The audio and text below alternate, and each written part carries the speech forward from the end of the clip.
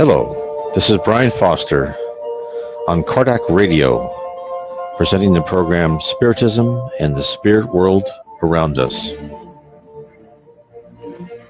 Hello, everyone. Tonight on February 18th, 2018, we are presenting another live stream of Episode 3, Appearances of Christ in the Spirit Realm. This is extremely interesting. You don't usually read about this in books by Chico Xavier or other Spiritist writers, but there is a lot of information exposed by the Reverend G. Val Owen, an Anglican minister who communicated with the spirit world in the early 1900s.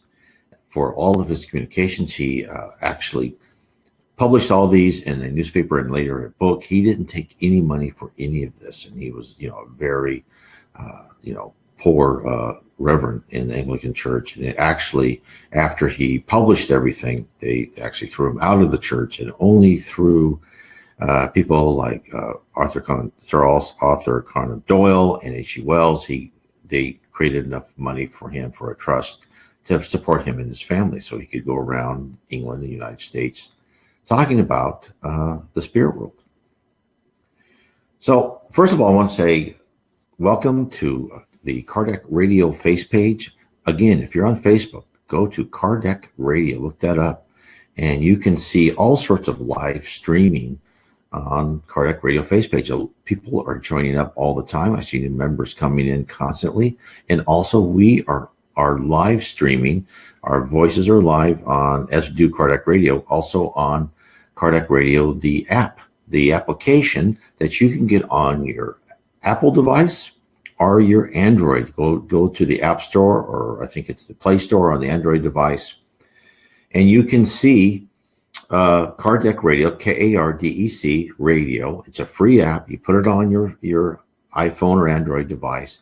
You can listen to programs on Kardec Radio 24 hours a day. I know sometimes late at night or I'm resting, I will turn that on and kind of listen to it, and it helps me. It's just always amazing information about Spiritism and the spirit world around us, as I call my main face page. Again, my name is Brian Foster. I am coming to you as part of the whole Spiritist network, as far as there's many people who are trying to present Spiritism to the English-speaking population. Spiritism is believed, I think, by around 5% of the people in Brazil, which is, quite, 1 in 20. It's quite a lot of people who are Spiritists, and they believe in the doctrine of Spiritism as presented to us by the codifier of Spiritism, Allan Kardec. He didn't write the books himself. Well, he wrote the books, but what he did is he took the messages from multiple mediums, and he asked the same questions to multiple mediums, and each medium didn't know what the other medium heard. They received messages from higher spirits. He combined all these messages, make sure that there are similar answers to the same question, and then he codified them in the book of Spirits. So anyone interested in Spiritism, this is the book I would get first, right here. Now, some people, it all depends how you learn. It may be too much for you. There's also on my Facebook site, Spiritism and Spirit World Around Us, in the file section, Introduction to Spiritism, the Third Revelation. Actually, it was called Spiritism 101, the Third Revelation. Sorry. It's in PDF. You can get it for free. And also any of Kardec's books. You can look up Allan Kardec PDF and find that for free on the web. They're all in PDF. So also on my website, nwspiritism.com, there is a picture of Allan Kardec. Here he is again, Allan Kardec. And you click on that picture, you'll go to the EDI-CEI bookstore, and you'll find all sorts of books in English, and actually other languages, but they have a whole section of the books in English about Spiritism. And believe me, they are wonderful. They are wonderful books. And there's nothing more enjoyable than seeing that there's another book about Spiritism on that site. It's just remarkable. Now, let's get to what we're talking about tonight. And we have had 2 previous episodes about Jesus Christ appearing in the spiritual world. And what we're looking at is a whole different aspect of our Christ. When we think of Jesus, we think of him in the Sermon on the Mount. We think of of a humble carpenter, but full of love. And Spiritism gives us so much more, and there's so much more to Jesus. Jesus is actually, according to Spiritism, the governor of our planet. There are other spirits on the same level, or some probably even higher than Jesus, in the spirit realm.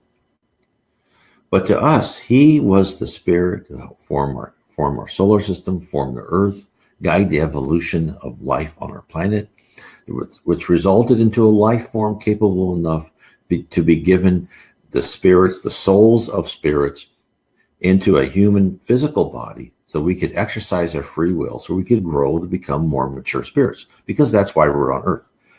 Earth is like a campus. Earth is where we come to learn. And all throughout this campus, in the levels of heaven around the Earth, are spirits who have taught themselves, they have studied, they have become believers in the light, believers in correct thinking, right thinking, as the Buddhists, tell us to do.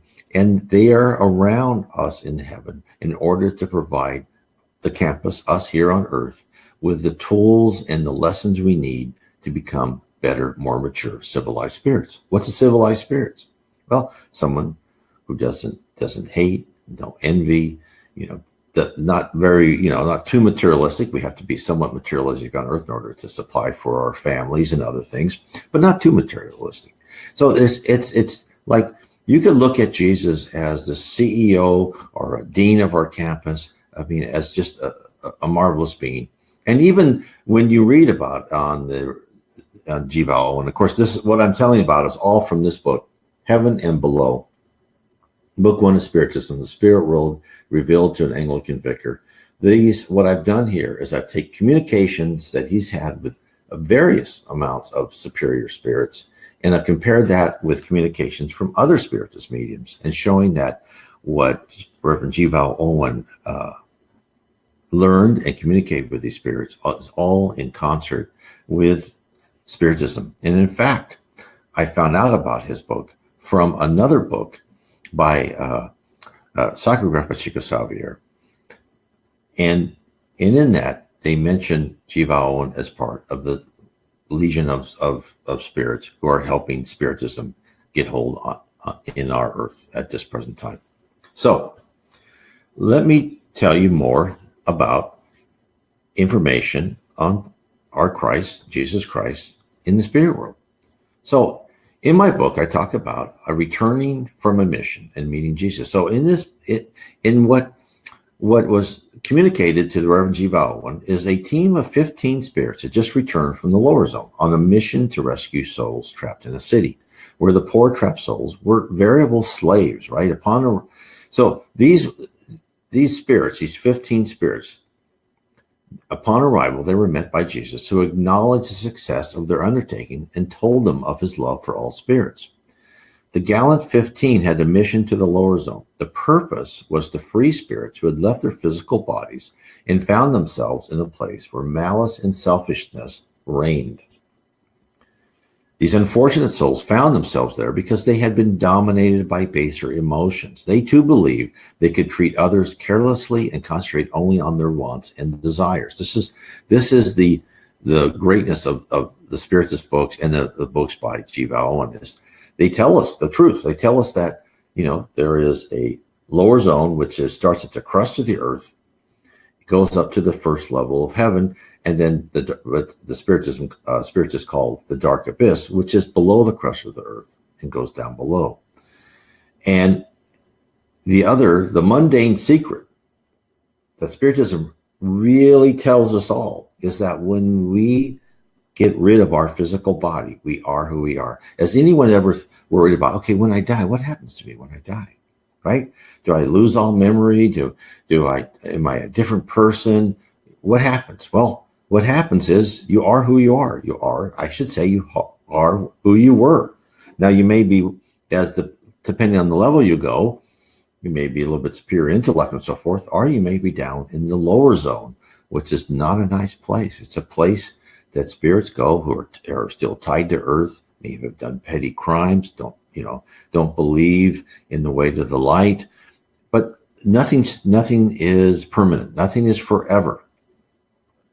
And in this book, in the book by Reverend G. Val Owen, they talk about spirits, just like these group of 15 spirits. They went to the city of the minds, that's what they called it, and where the evil chief of that city put these newly arrived souls and people who were wandering around the lower zone. They put them in as slaves to work in the dark tunnels digging for ore. There's actually industry.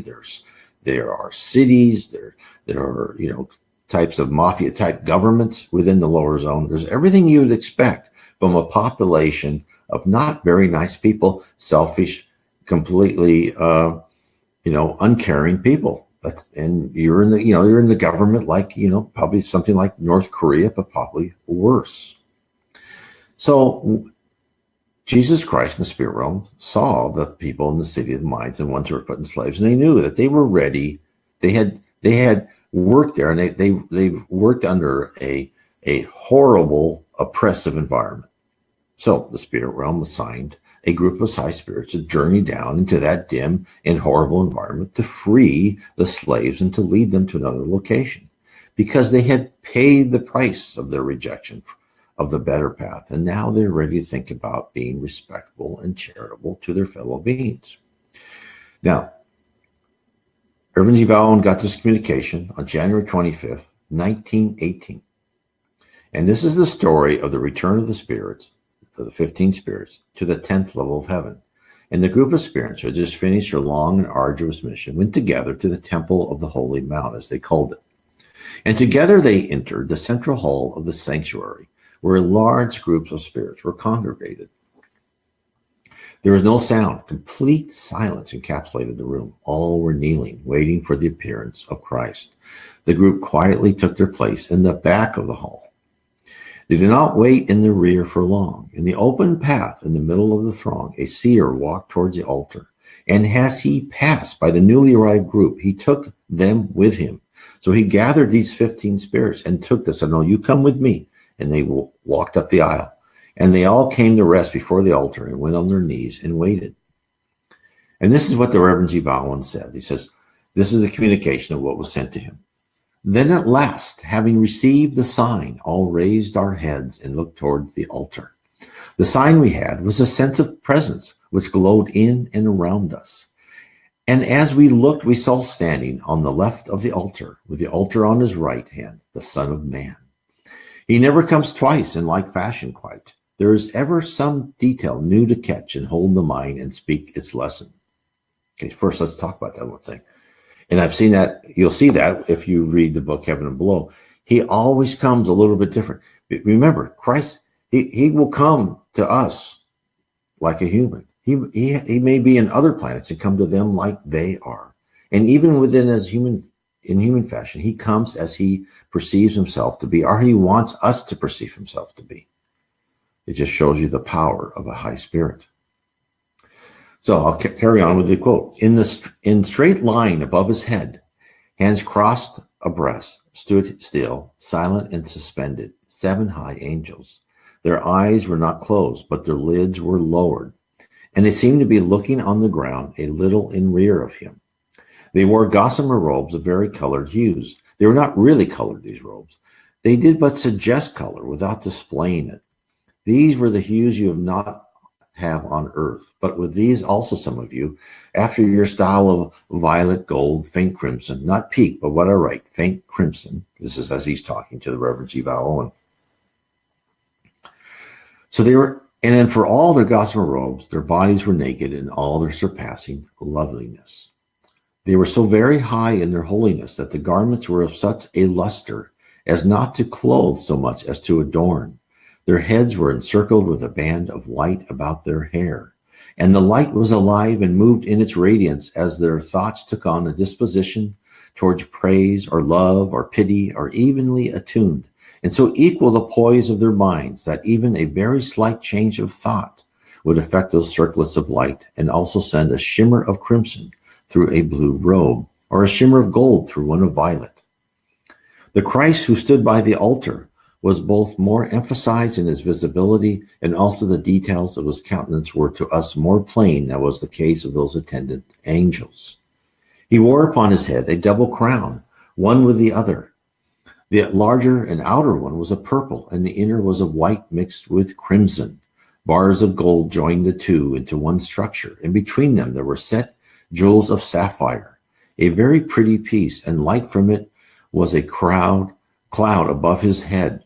He was clad in a robe of shimmering silver. Upon it was a mantle of crimson purple. You have no color of it on earth. About his middle was a belt of metal, between silver and copper in color.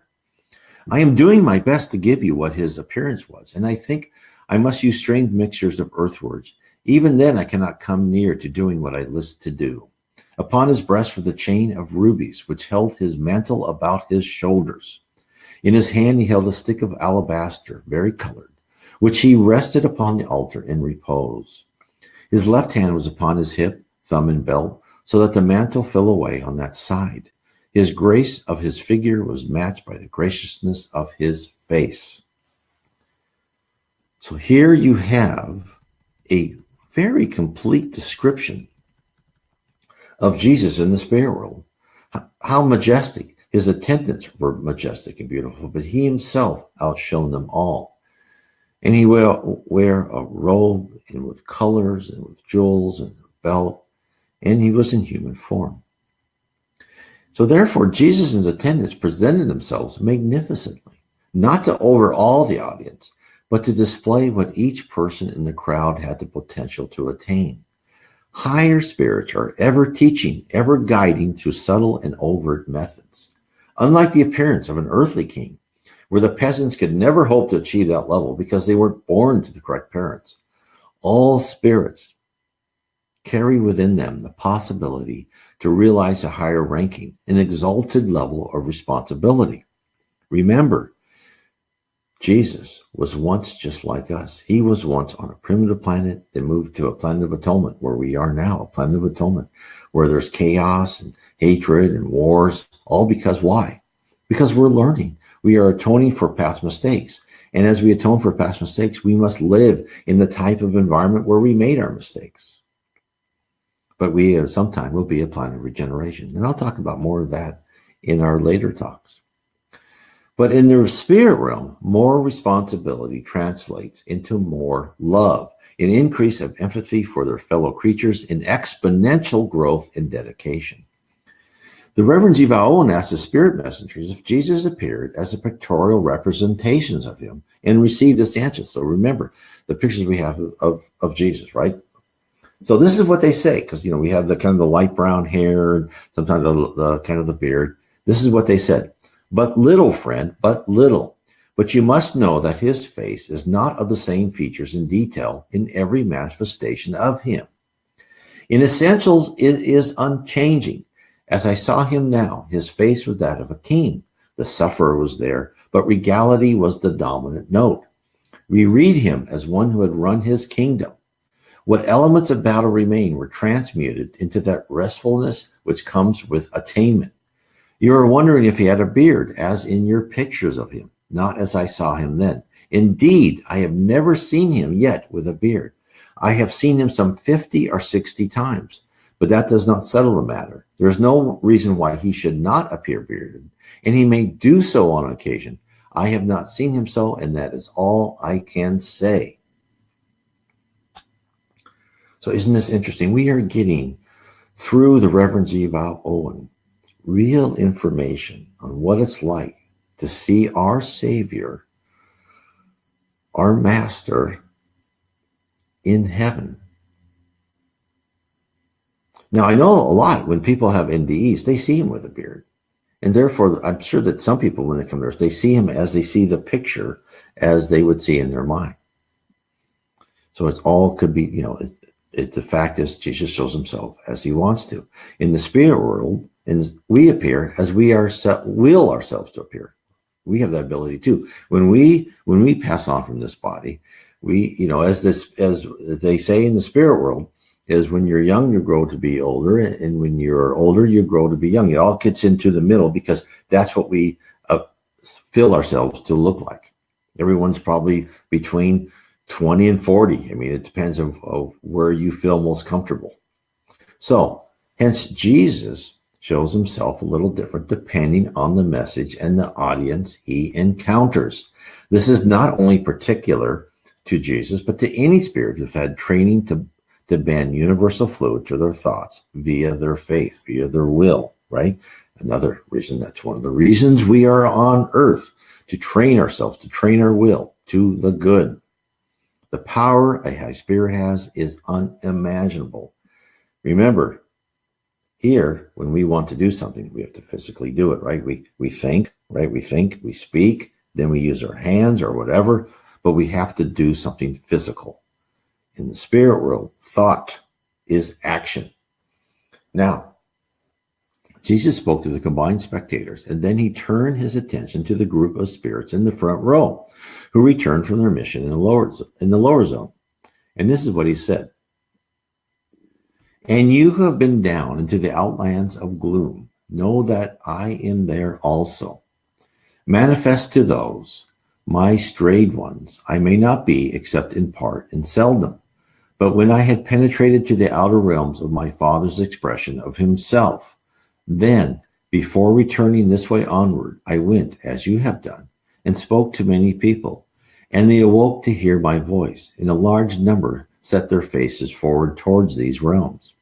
But some there were who turned away from me to the darker spheres, because they might not endure the sense of the presence of me, which at that time became intensified in the atmosphere of those regions, and should so remain. You did not reach so far as to the refuge of those who fled from me then, but I am there with them also, and they shall be here with me some day. But now, my own and earnest missioners, you have been afoot of my business, and I have noted your work from my own place. You have not come forth of your battle without scathe. They gave me wounds also. You have not in everything been given due credence for your honesty of purpose in your calling of men into the sunlight of these spheres. Of me also they said I did not well, but evil. Your hearts have sometimes been very full of pain, when you beheld the pangs of our brethren in those drear lands.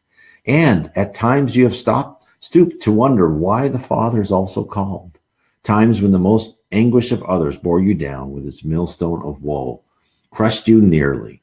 My beloved and fellow laborers in those far fields, remember how I too, as in all things else, so in this, plumbed the depths of human experiences. I too knew darkness when his face was turned away. Isn't that a nice speech to the people that went down there and helped other people? It shows you that Jesus understood, he emphasized with their sacrifices and told them that whatever you've gone through, I've gone through too. Jesus, our Christ, who sacrificed himself on the cross so mankind could receive his message of love and forgiveness, is always with us. Not only for humans on earth, but the discarnates in the lower zone, the dark abyss below that, which is an even darker purgatory, and are looked after by his grace. While he could, no doubt, present himself and achieve an instantaneous transformation for ignorance the truth in any soul, he, following the absolute rule of free will, allows each person to determine their path on their own. Jesus also told his audience that he too knew darkness, which could signify that Jesus in his earlier days as an immature spirit spent time in a world of hate and envy, where the love of God was dim at best. I'm quite certain that most, if not all of us, at one time or another, has spent time in despondencies and those nether regions until we finally figured out that love is the better path to follow. At the end of his speech, he gave each of the spirits who stood in the front row, wrapped in attention as he sympathized with their work during their trek, a new diadem, a jewel to place in each of their crowns in recognition of their valiant effort.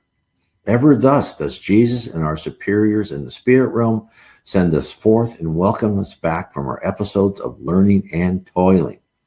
We, in physical form, have also been sent upon a dangerous mission, an assignment to live on earth, to walk in a sea of conflicting emotions, to stride amongst the noble and errant spirits, and to withstand scorn and ridicule from those who seek to gain only pleasure and self-satisfaction, who are unable to understand that if we are able to step through the fire of our own trials on earth, staying in the zone of love, charity, forgiveness, and honesty, that we too will be rewarded a priceless jewel beyond the comprehension of those who decided to stay bound to earth. So I think this is a wonderful example of Jesus welcoming people, talking to them. Now, there's another example in this book, which is even more fantastic. This is where the information revealed by the Reverend G. Bowen is just amazing. So Jesus just doesn't come and say, "Job well done, great job, I'm the symbol of love." He organizes, he educates, everything. And in the spirit world, there are colleges and universities. And I'll get onto that more in my next book as far as the how we're educated in the spirit world. There's a lot of information here that you don't really see in the books by the Reverend, by other mediums besides the Reverend G. Bowen. There are hints of them, and there's talks about them, and there are talks about lectures and schools, but there's not really the amount of explanation. This is what the Reverend G. Bowen is telling us. We're given it's so much more. This is what's exciting about these books, as far as a complementary to the writings of G. Bowen, of Francisco Chico Xavier, Yvonne Pereira, Leon Denis, Divaldo Franco. I mean, everything they write is wonderful and it's so interesting. But here's just another level, a different aspect, I should say, of the spirit world. So let's talk about how he educates, right? So there's a prestigious university, and they call it the University of the Five Towers. It's at the uppermost region of Sphere 10. In size, it is more of a great city than a single place of learning.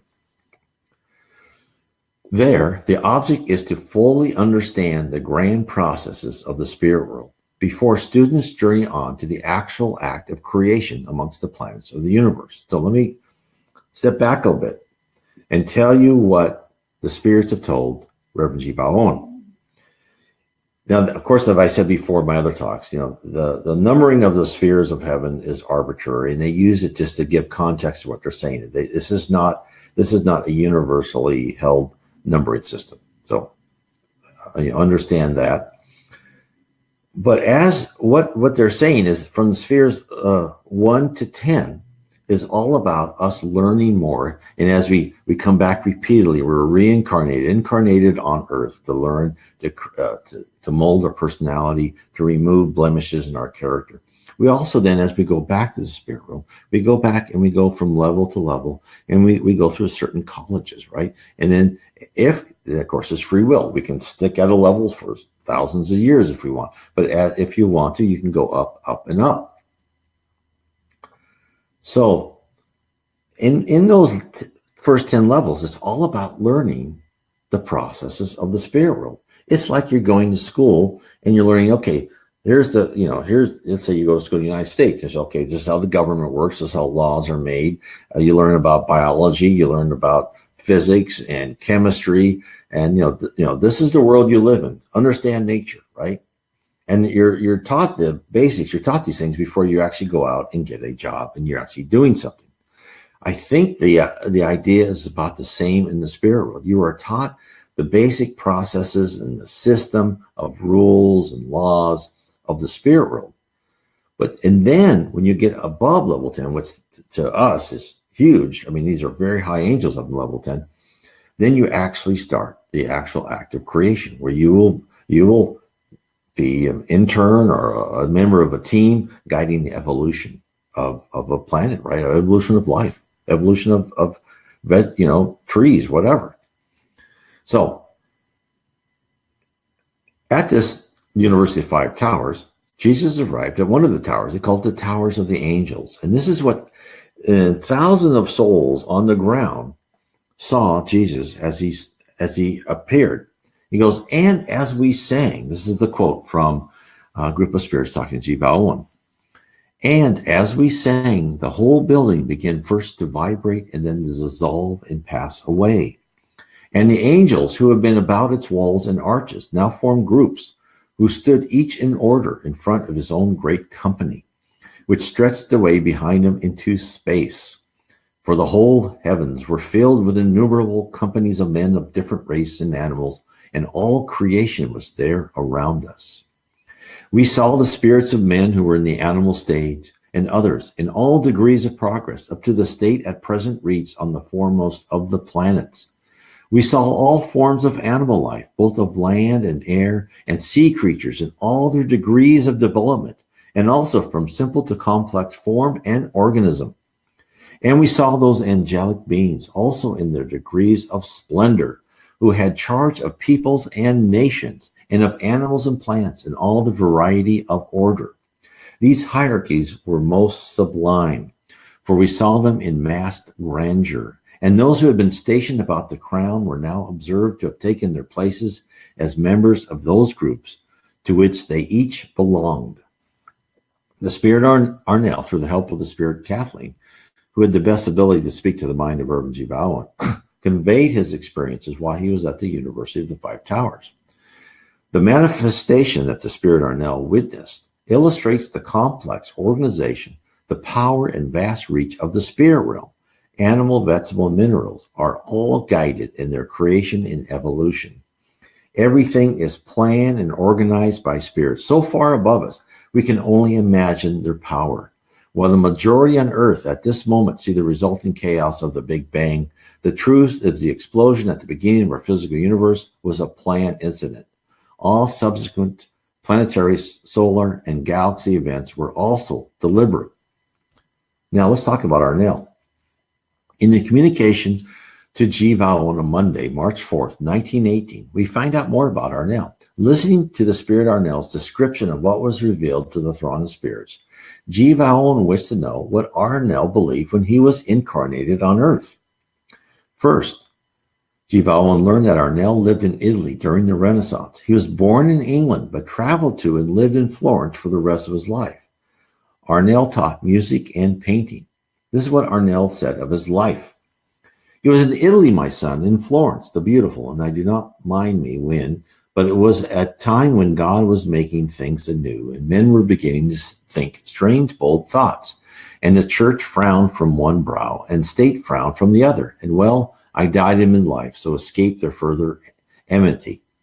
The Reverend G. Bowen wished to know if he believed during his life what he now knows in heaven, that we are immortal souls, guided by the spirit world to experience life after life, in the quest to become perfect and to reside in heaven of work and education. Arnell answered him, I did not to my shame, for men had not then freed themselves from the shackles of words, even so much as they now have done so. Yet, my son, believe me, I did not go beyond my church or pell, and preach a love of wider scope than they would allow, and for that I suffered. They did not kill me, but they reviled me and made me feel very lonely, more lonely at times than you do, my son, for there are more now to keep you company than there were to me. And although I did not reach so far as you do now, yet it was far to me in those dark days. So understanding the incarnations of Arnell, a high spirit who had reached the 10th level of heaven after countless number of lives, demonstrates the tiny slice of life that we see in our dense body. We think we start out as children, that our parents, siblings, cousins, and extended family direct our early years and mold our personality, that we form our character during our teen years and beyond. All of that is really only partially true. Our personality is formed over eons. As a glacier moves slowly down the mountain, taking bits of stones with it, miles towards the sea, so shall we be formed by the hardness and difficulties, pleasures and wealth of each life. We have reached our current state through many trials, many successes and failures, with countless number of friends and careers all touching us, carving pieces of stone from our hard exterior, leaving the capacity to love exposed. We are a work of art, each of us individually, created by God and led by the higher sentiments of the spirit realm, to fashion beauty out of raw materials. As they sculpture the outside, we, living inside our spirit, we are our spirit, our personality, continue to remodel our personality, trying to grow at each opportunity. If we are wise or looking on incredulously, if we have failed to grasp at the need for spirituality. At the end, we are who we are right at this moment. If we wish and we understand what lies ahead of us, We have eternity to improve to reach our goal of perfection.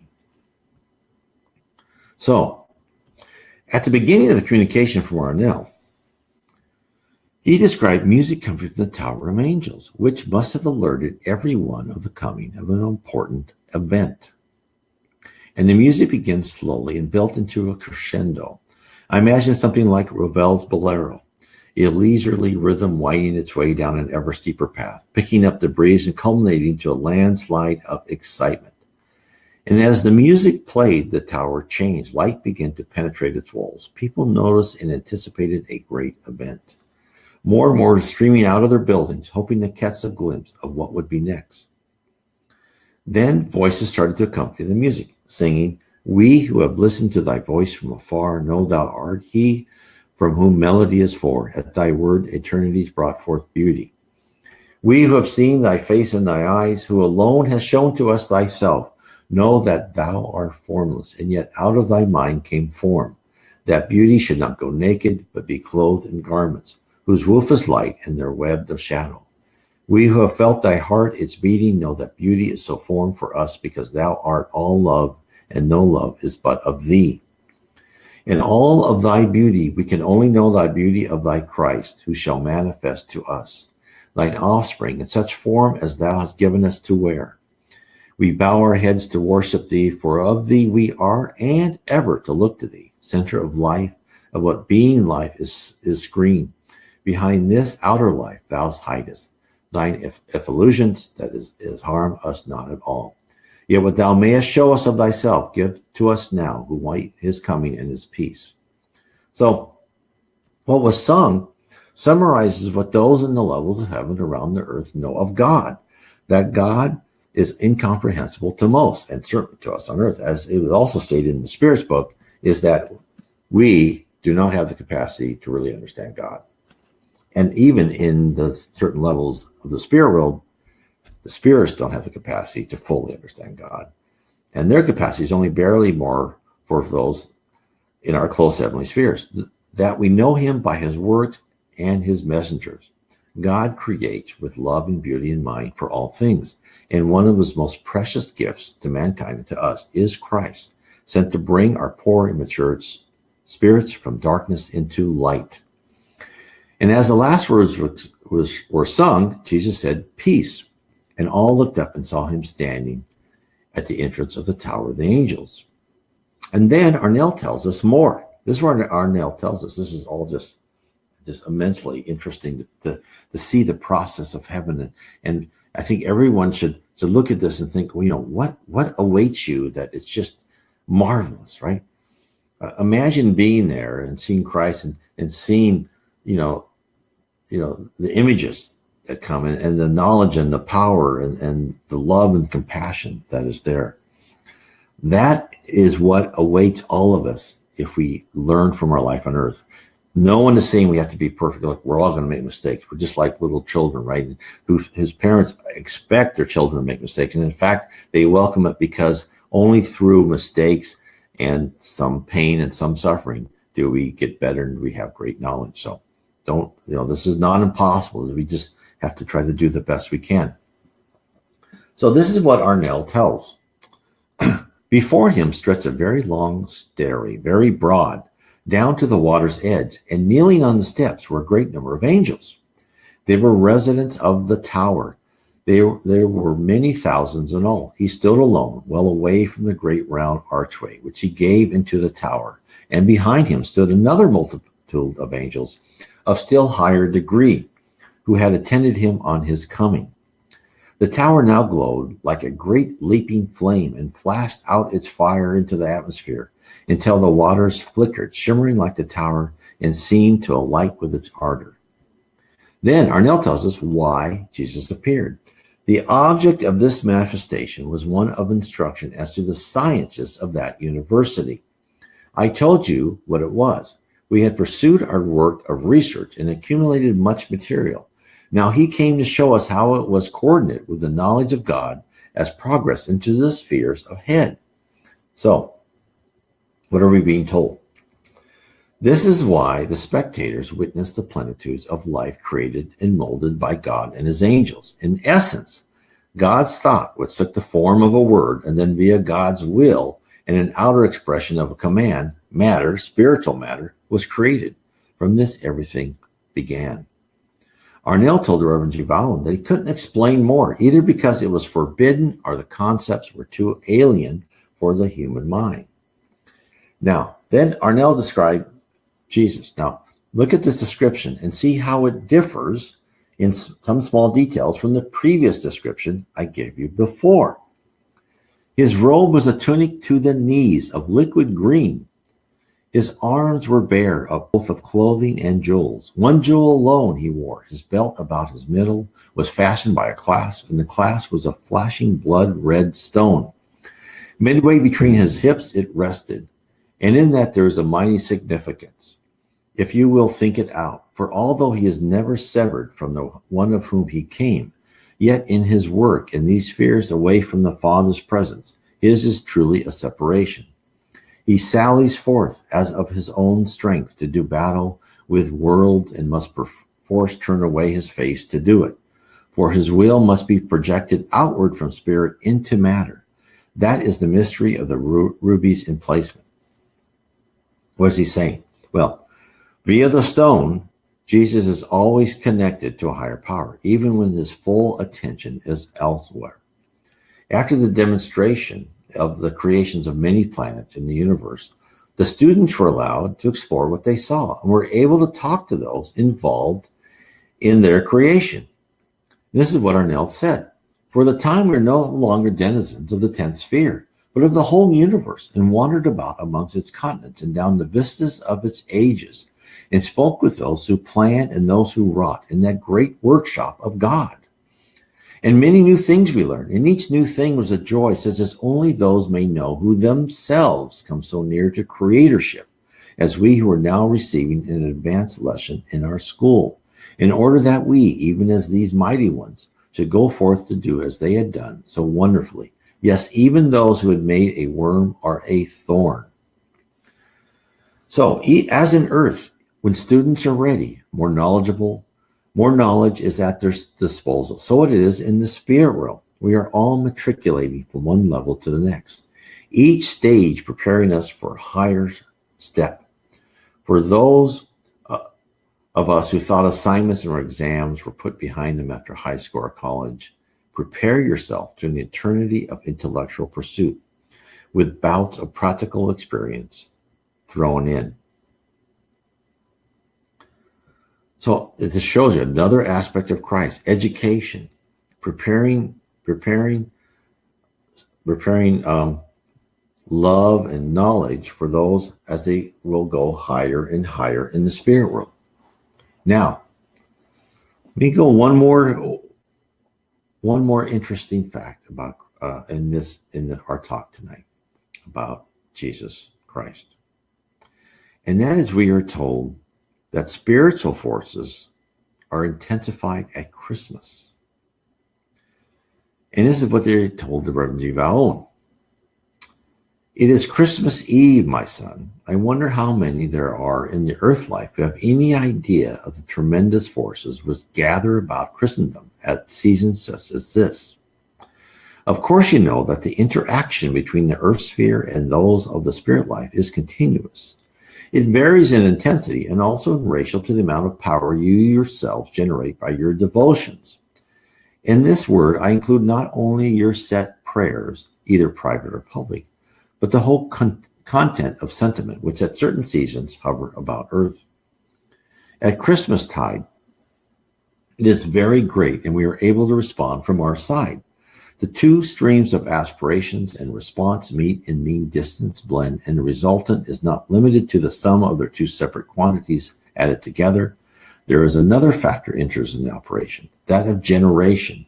The total content consequent on the blending is increased beyond the sum of the two. Now, remember, everything is thought. And here in our physical world, it doesn't appear that to us, but it goes out. Our thoughts go out, and it affects everything. We may not feel it on a conscious level, but it affects us on a subconscious level. Our collective thoughts, our shared wishes and desires, our directed prayers and meditation tend to coalesce different times of the year, or upon a great disaster, such as September 11th terrorist attack or a natural calamity. Our thoughts and feelings radiate from our mind, streaming out their contents in all directions. They are picked up in the levels of heaven and by others around us. They penetrate the earth and fly to the corners of the galaxy. Undetected by most people, they influence our feelings. During Christmas, we may ask for specific favors and wishes for others from the spirit realm, either directly to Jesus or to some other spiritual icon. Additionally, people feel happy. They love to give and to demonstrate their devotion to their family and friends. All of this emotions, all of this feeling, the swirls around the earth, passing through the delicate filters of our mind. We may not consciously detect it, but we feel a certain sense. As this sentiment invades our being, we respond and we add to it. So this is what he's talking about. Thus, a virtuous feedback loop is created and generates even more goodwill. So as we think well, right? We send that out and other people respond to that feeling. They start thinking, right? So hence prayers and feelings of goodwill create more than their sum. They create an atmosphere which fosters even more religious and devotional feelings. The High Spirit Arnell talked about the heightened spirituality during Christmas season to the mind of the Reverend G. Bowen. The communication took place on Christmas Eve in 1919. Arnell also exposed another factor, that of the combined forces reaching high levels of the spirit realm and then being reflected back at a greater passion. So not only do we have this thought patterns going around us, but then it reaches up and then it's also amplified by the higher realms and then come back to us. And it produces an even higher pitch of devotion and putting people in mind of service to others. Arnell describes the effect. We bend towards you, my son, are like the crowd of people who descend from the holy city and went forth to meet the throng, who came rejoicing from the outlying parts. They joined their forces, and the first group were turned about and found that while they came from the holy shrine where God has set his seat, yet the Lord their liberator was with him, those country people also. And so in company and with him in midst, they ascended Zionward, and Jerusalem was comprehensive of greater wealth that day than its workers or its religious knew. So the spirit realm, like any good teacher, reinforces the positive. When our collective mindset demonstrates positive and constructive feelings, the same invisible forces shine back on us and upon us, flooding the environment with the gift of serenity and good cheer. This is why so many people wish the hour of Christmas could last throughout the entire year. Actually, it could. We just need to learn how to generate feelings of love, charity, kindness in every day, not just for special occasions. And if you'd like to think about how a world of regeneration would be, think of those times in Christmas where there's no bad gossip, people don't say bad things to each other, people try to serve each other, people try and act with love and kindness. That is where the earth will eventually go to, called a planet of regeneration, where we leave behind our basic characteristics. We needed those basic characteristics as primitive spirits in order to survive in our incarnations. Now our job is to get rid of those primitive emotions and to free ourselves of that, and to not have the selfishness, right, where we have to hoard, we want more material things, which was necessary as we started out as tribesmen or whatever in order to live. It's time for us to start understanding the spirit world provides for us. And if we act with dedication and love, something else would always come. So now Arnell goes on and he says, you shall know, my son, that the Christ manifests in all the spheres, and that with frequency.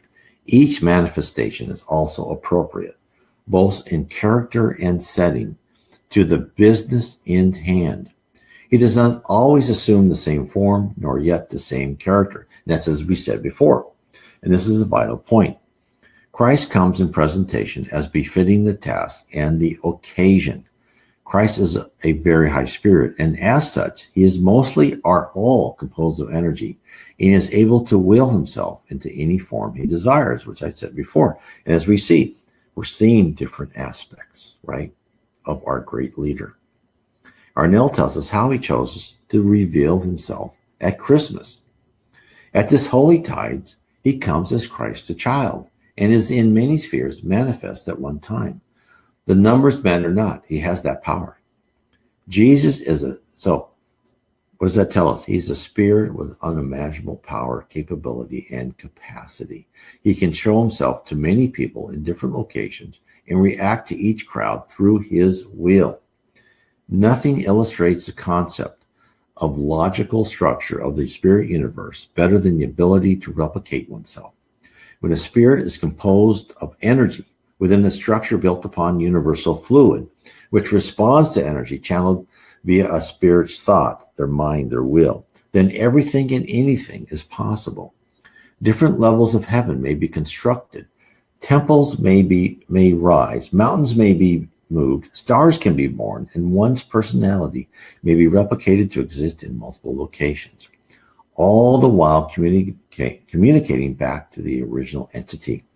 Data may be processed and crowd reactions viewed from multiple sources and acted upon in rapid or instantaneous succession. Ponder upon his magnificence, a spirit so powerful, at one time a humble, ignorant soul who after eons of learning and training became so noble, so loving, and so caring for all of us, that we who are under his tutelage must count ourselves to be the luckiest of all creatures. We are truly blessed. And spirits who in heaven and on earth realize this too, as they are gifted his presence at Christmas. And this is what Arnell told the Reverend G. Vallon.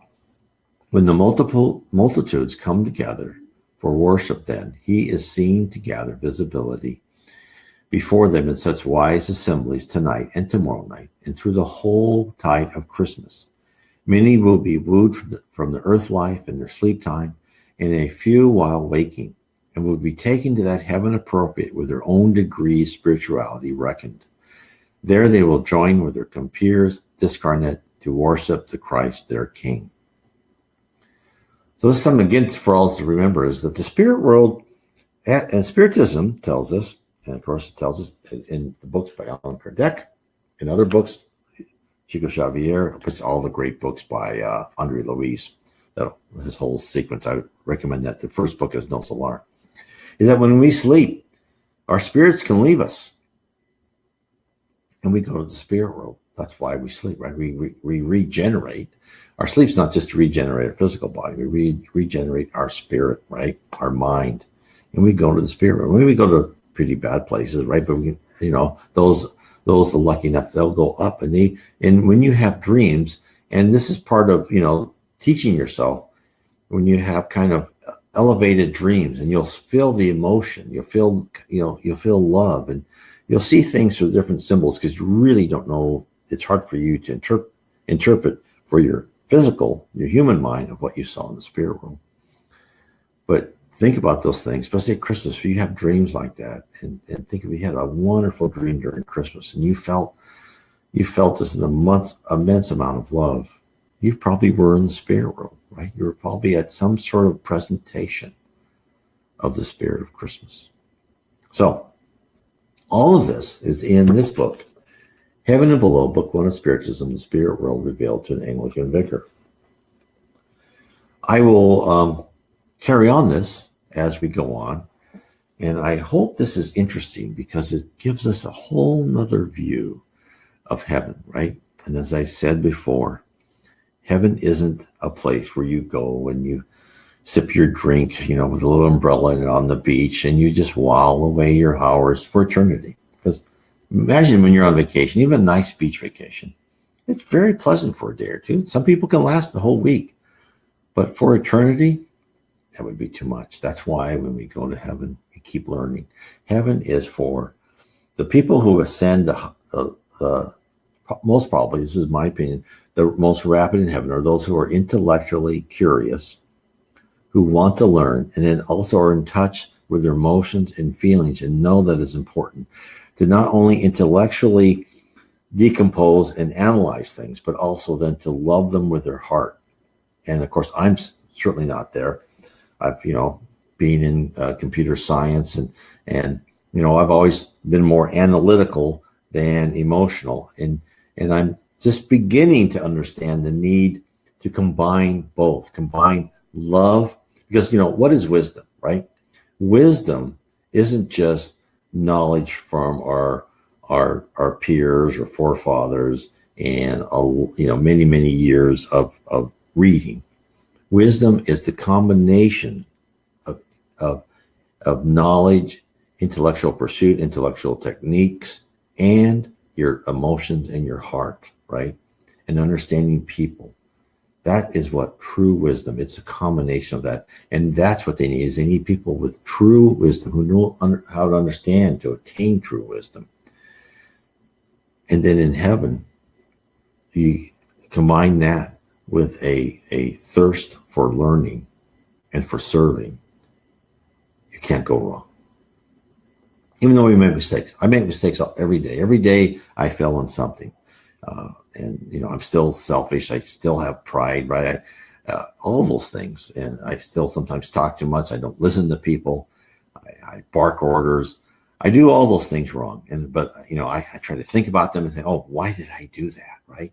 And so instead of trying to rationalize away, oh yeah, those people deserve to be yelled at. Oh no, they didn't. That's not, who can think of our Jesus or our high spirit yelling at us? No, that's not the way they work. They talk to us, as we say, like adults, right? And they explain, oh, this is where you went wrong. So if we can try to get there, and if I can try to get there, I think all of us can. So I want to thank everyone for a wonderful another talk, and thank you so much for those who have listened to us, listened to me tonight. And I just want to say that please go out to my site, NW Spiritism. There's a lot of articles. I have my books on the right-hand side. I have books, Spiritism 101, The Third Revelation, Introduction to Spiritism. I have all my 3 books from all about what the Reverend Ziva Owen has. I have a book, Explore Your Destiny, about the spirit world, the realm around us.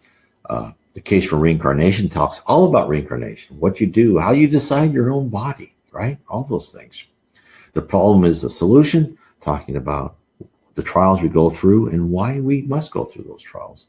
Believe me, nothing happens by chance, Mark. Very, very little. And the episodes and the drama and the tragedies we have are there to teach us something. I also have my book, was The 7 Tenets of Spiritism, How They Impact Your Daily Life.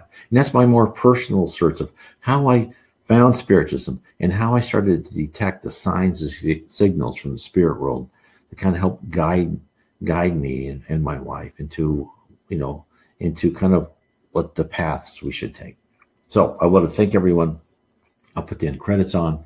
And again, thank you for listening to me tonight. And I hope to have many more. And Rosalind Ross, thank everyone thank you for listening to our program on Kardec Radio. Rosalind Point you in a direction to find more information about I read the that too spirit world fast. around us. You can visit my blog at www.nwspiritism.com. Again, that is www.nw as in Northwest Spiritism.com. And if you are ever in the Northwest, I certainly would welcome to have you come to our meeting on Bainbridge Island near Seattle in the state of Washington. Many blessings to all of you, and please continue to explore Spiritism and the spirit world around us.